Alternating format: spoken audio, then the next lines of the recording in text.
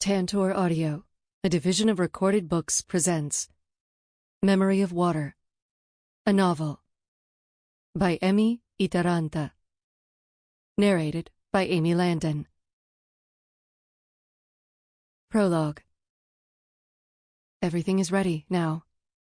Each morning for 7 weeks, I have swept the fallen leaves from the stone slabs that form the path to the tea house, and 49 times I have chosen a handful among them to be scattered on the stones again, so the path wouldn't look too much like it had been swept. That was one of the things my father always insisted on. Sonia told me once, the dead don't need pleasing. Perhaps they don't. Perhaps I do. Sometimes I don't know the difference. How could I, when they are in my blood and bones, when all that is left of them is me? I haven't dared to go to the spring in 7 weeks. Yesterday I turned on the tap in the house and held the mouth of the water skin to its metal. I spoke to it in pretty words and ugly words, and I may have even screamed and wept. But water doesn't care for human sorrows. It flows without slowing or quickening its pace in the darkness of the earth, where only stones will hear. The pipe gave a few drops, perhaps a spoonful, into my water skin. I know what it means. This morning I emptied the rest of the water from the skin into the cauldron, brought some dried peat from the shed into the tea house, and placed the fire starter next to the hearth. I thought of my father, whose wishes I had violated, and my mother, who didn't see the day I became a tea master. I thought of Sonia. I hoped she was already where I was going. A guest whose face is not unfamiliar is walking down the path, offering me a hand I'm ready to take. The world will not spin slower or faster when we have passed through the gate together. What remains is light on water, or a shifting shadow. Part 1. Watchers of Water. Only what changes can remain. Wei Wulong, The Path of Tea. 7th century of old Qian time. Chapter 1. Water is the most versatile of all elements. So my father told me the day he took me to the place that didn't exist. While he was wrong about many things, he was right about this. So I still believe. Water walks with the moon and embraces the earth, and it isn't afraid to die in fire or live in air. When you step into it, it will be as close as your own skin. But if you hit it too hard, it will shatter you. Once, when there were still winters in the world, cold winters, white winters, winters you could wrap yourself in and slip on and come in to warm from, you could have walked on the crystallized water that was called ice. I have seen ice, but only small man-made lumps. All my life I have dreamed of how it would be to walk on frozen sea. Death is water's close companion. The two cannot be separated, and neither can be separated from us, for they are what we are ultimately made of, the versatility of water and the closeness of death. Water has no beginning and no end, but death has both. Death is both. Sometimes death travels hidden in water, and sometimes water will chase death away, but they go together always, in the world and in us. This too I learned from my father, but I now believe I would have learned it without him just as well. I can pick my own beginning. Perhaps I will pick my own end. The beginning was the day when my father took me to the place that didn't exist.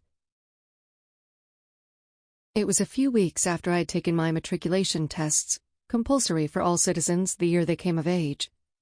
While I had done well, there was never any question that I would remain in my current apprenticeship with my father instead of continuing my studies in the city.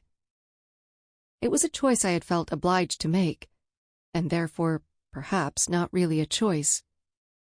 But it seemed to make my parents happy, and it didn't make me miserable.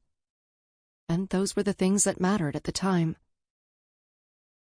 We were in our garden, behind the tea house, where I was helping my father hang empty water skins to dry. A few of them were still draped on my arm, but most were already hanging upside down from the hooks on the metal rack. Sunlight filtered in veils through their translucent surfaces. Slow drops streaked their insides before eventually falling on the grass. "A tea master has a special bond with water and death," my father said to me as he examined one of the skins for cracks.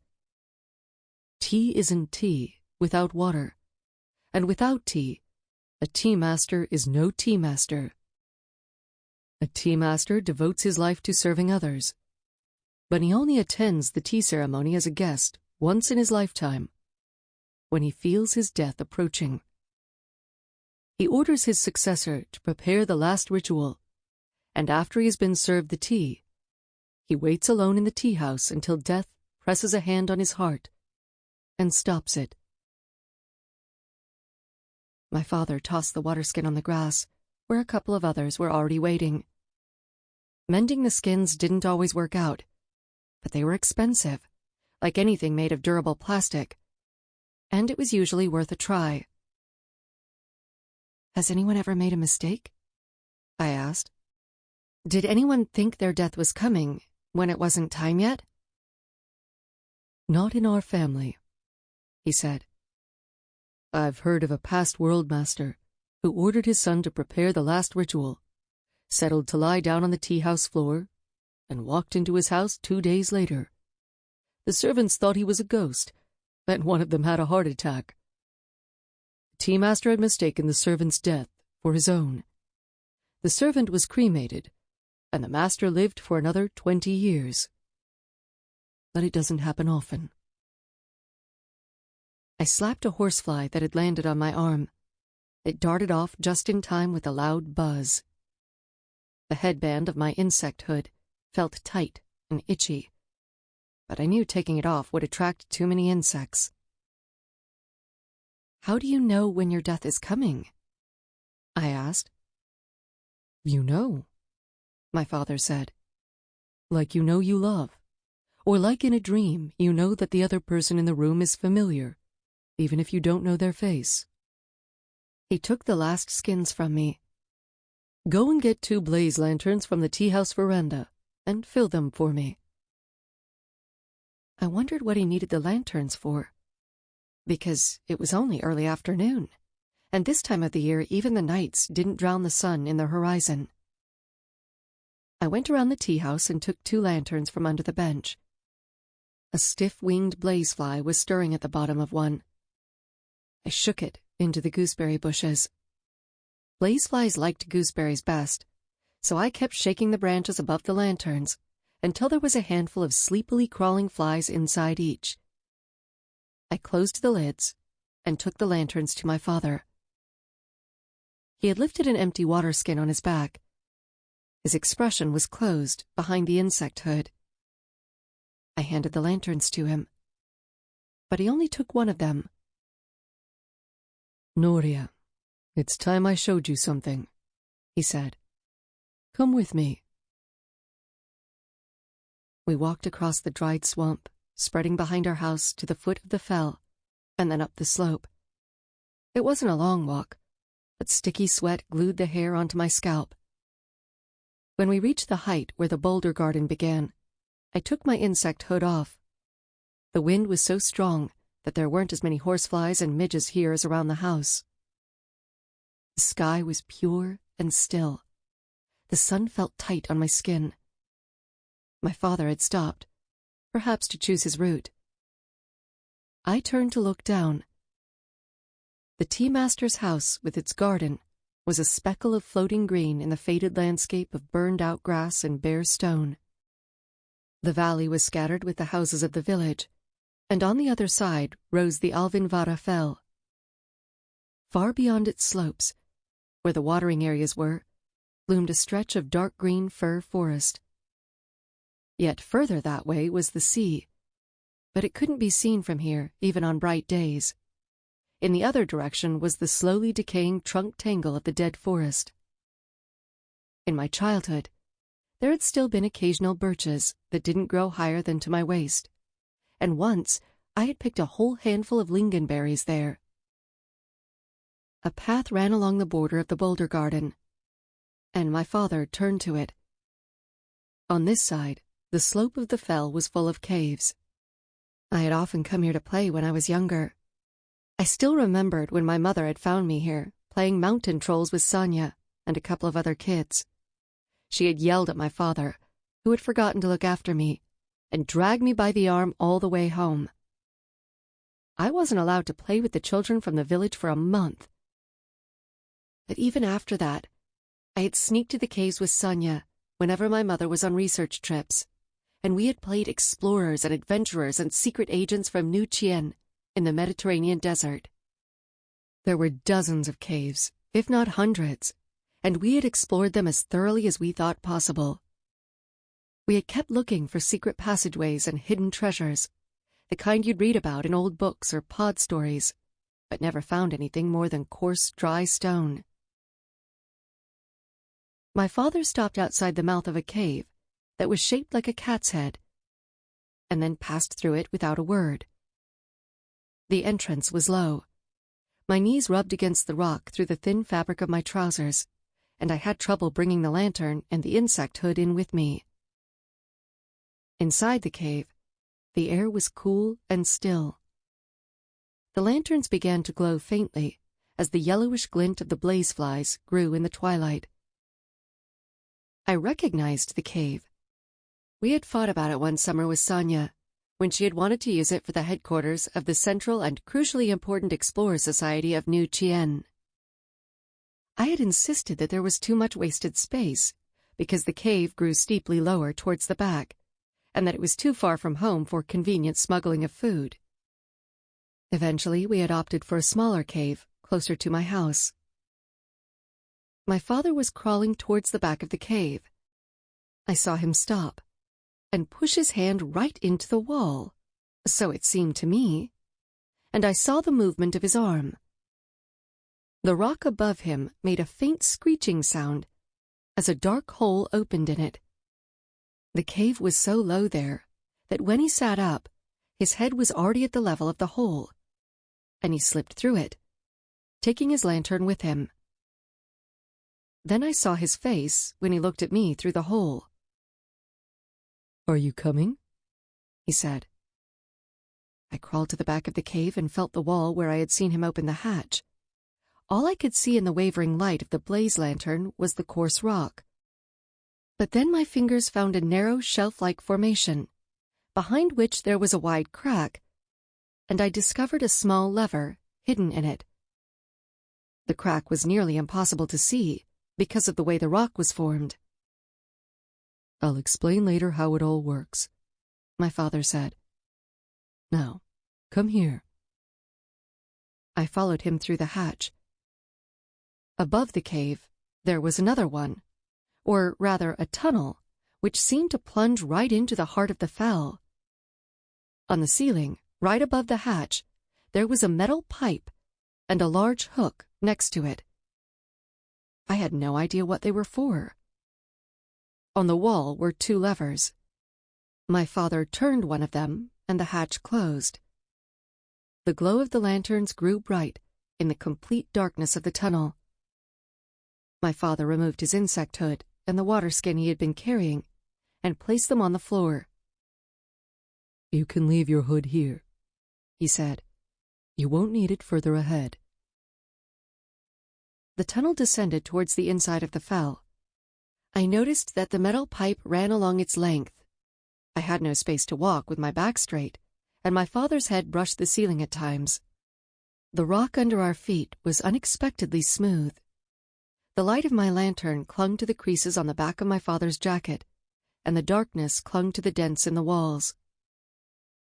I listened to the silence of the earth around us, different from the silence above the ground, denser, stiller.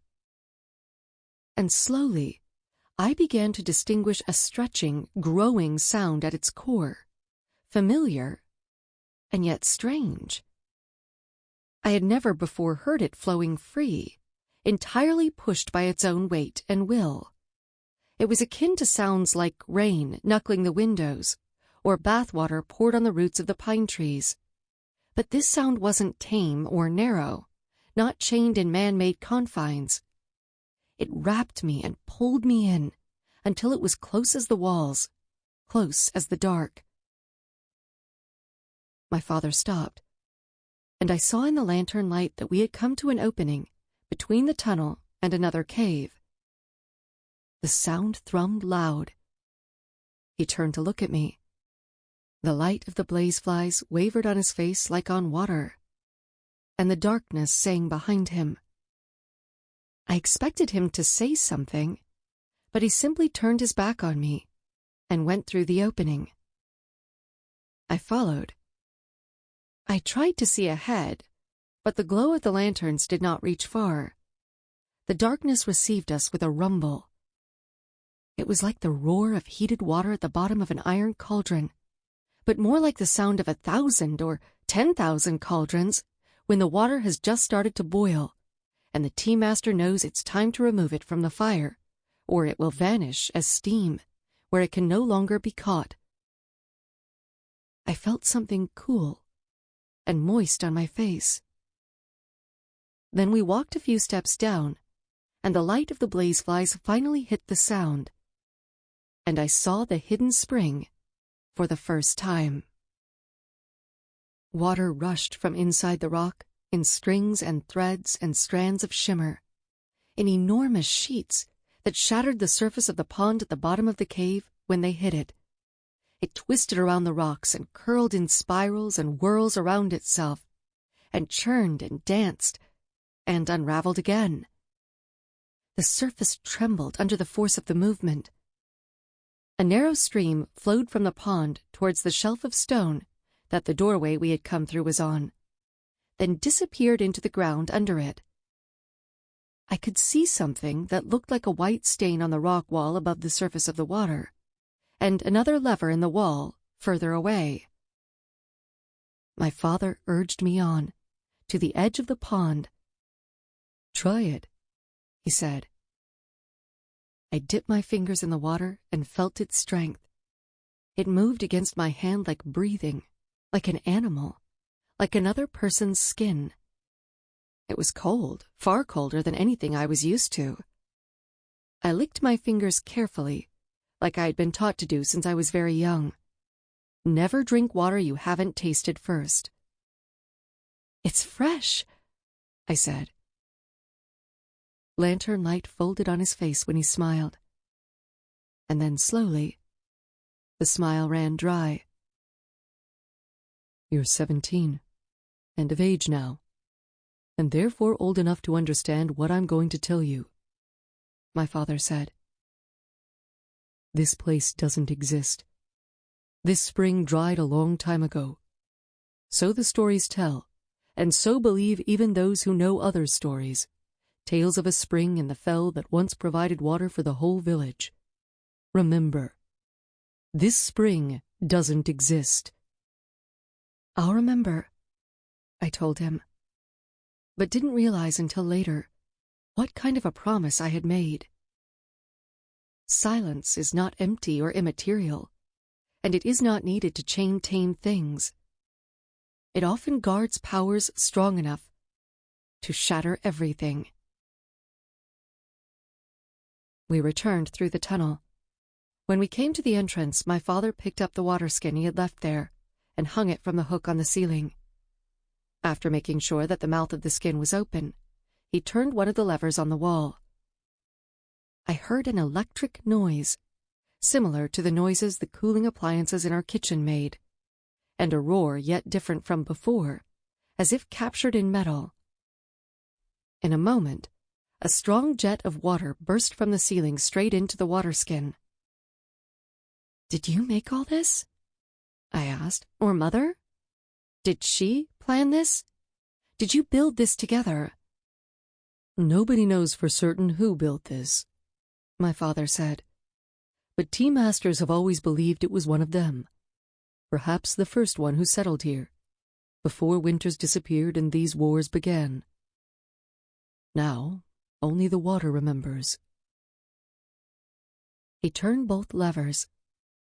The rush of water slowed down and died little by little, and the hatch opened again. "You first," he said. I dropped myself through the hole. He closed the skin tightly, then lowered it carefully into the cave where I took it from him. When the hatch was closed again, the cave looked like nothing but a cave with no secrets. The glow of the blaze flies faded swiftly in the daylight. When we walked into the garden, my mother, sitting under the awning, raised her eyes from the note she was taking from a heavy book on her lap. My father handed his lantern to me.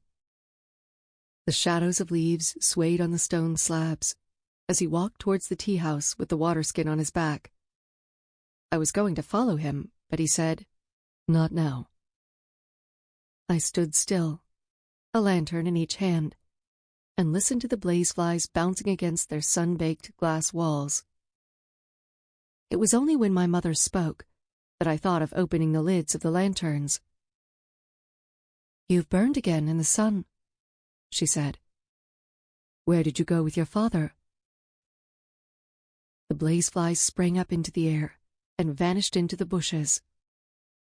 "To a place that doesn't exist," I said. And at that moment I looked at her and knew that she knew where we had been, and that she had been there too. My mother didn't say more, not then, but calm vanished from her face. Late that night, when I lay in my bed under an insect net and watched the orange light of the night sun on the pine trees, I heard her speaking with my father in the kitchen for a long time. I couldn't make out the words they were saying, yet I discerned a dark edge in them that reached all the way to my dreams. Chapter 2. The ground was still breathing night chill when I helped my father load the broken water skins on the low cart at the back of the helicycle. Their scratched plastic surface glinted in the morning sun. I fastened the thick straps around the skins, and when I was certain they were sufficiently steady, I flung my seagrass bag on my shoulder and got up on the seat of the cycle. "Use Yukara," my father said. "He'll give you a discount." Yukara was the oldest plastic smith in the village, and my father's friend. I hadn't trusted him since some water skins he had repaired the year before had broken again after only a few uses. So I said nothing, merely moved my head in a way that could be interpreted as a nod. "And don't take all day," my father added. "We have guests coming in tomorrow. I need your help with cleaning the tea house." I stepped on the pedal to start the helicycle. One of the solar panels was broken, and the motor was acting up, so I had to pedal almost all the way along the dusty pathway through trees of wavering gold-green scattered around our house. Only just before the edge of the woods did the cycle settle into a steady, quiet spin. I steered the cycle and the cart carefully to the wider road, locked the pedals and let my feet rest on them as the cycle moved unhurriedly towards the village. The morning air felt crisp on my bare arms, and there weren't many horseflies yet. I removed my insect hood, letting the wind and sun wash over my face. The sky was a dry, bare blue, and the earth was still, and I saw small animals moving in the dust of the fields in search of water. After I had passed a few houses at the edge of the village, the road forked. The way to Yukara's repair shop was to the left.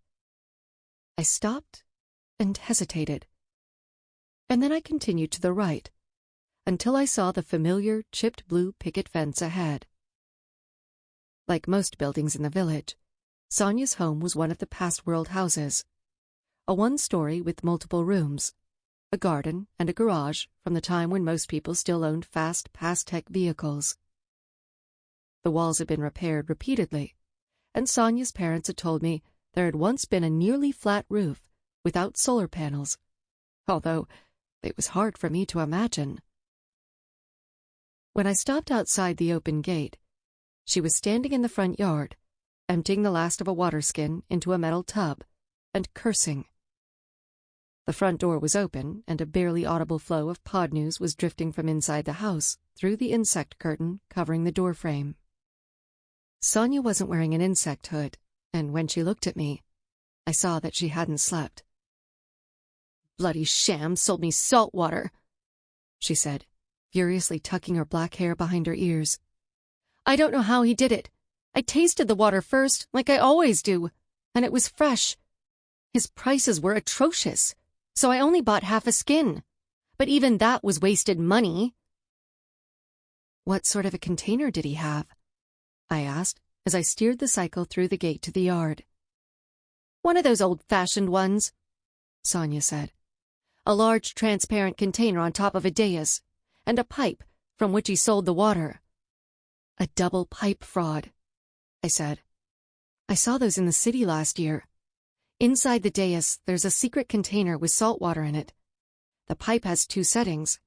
The first one takes water from the freshwater container, and the second from the hidden one. The seller offers a taste from the drinkable water, but then changes the pipe setting and sells salt water." Sonia stared at me for a moment, and said then, "Stupid idiot." I knew she was talking about herself. She must have spent most of her budget for the week on the salt water. "It could have happened to anyone," I told her. "You couldn't have known. Might still be a good idea to warn others, though." Sonia sighed. "I saw some other people buying from him at the evening market right before the closing time. He's probably far away by now, looking for the next idiot." I didn't say aloud what I was thinking. More than once I had heard my parents talk about how seeing lots of frauds on the move usually meant that the times were getting harsher, no matter how often the pod news repeated that all unrest was temporary and the war was well under control. In the best of times, there was sometimes shortage of water, but mostly people were able to do with their monthly quotas and shams didn't bother to go touring.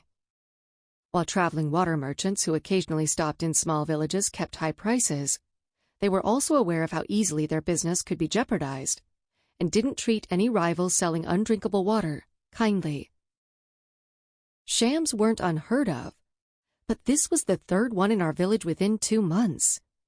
This kind of sudden increase in numbers usually meant that there were strong rumors in the cities about new and stricter quota plans, perhaps even rationing, and some of the water shams left the overcrowded markets of the cities in search of less competition and more gullible clients.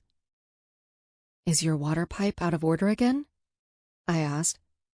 "That old piece of rubbish needs to be dug up and replaced with a new one," Sonia said. "I'd do it myself if I had time. Mina fell sick again last week, and I don't dare to give her our tap water, even if it's been boiled. Father says it's perfectly fine, but I think he's just grown an iron stomach after drinking dirt water for so many years." Mina was Sonia's 2-year-old little sister, who had been sick constantly since her birth. Lately, their mother Kira had also been unwell. I had not told Sonia, but once or twice in the half-light of late evening, I had seen a stranger sitting by their door, a dark and narrow figure, not unkind, but somehow aware that it wouldn't be welcomed anywhere it went. It had been still and quiet, waiting patiently, not stepping inside, but not moving away either. I remembered what my father had told me about death and tea masters, and when I looked at Sonia, at the shadows of unslept hours on her face that wasn't older than my own, the image of the figure waiting by their door suddenly weighed on my bones. Some things shouldn't be seen. Some things don't need to be said. "Have you applied for permission to repair the water pipe?" Sonia gave a snort. "Do you think we have time to wait through the application process? I have almost all the spare parts that I need. I just haven't figured out how to do it without the water guards noticing." She said it casually, as if talking about something trivial and commonplace, not a crime. I thought of the water guards, their unmoving faces behind their blue insect hoods. Sample complete. Ready to continue?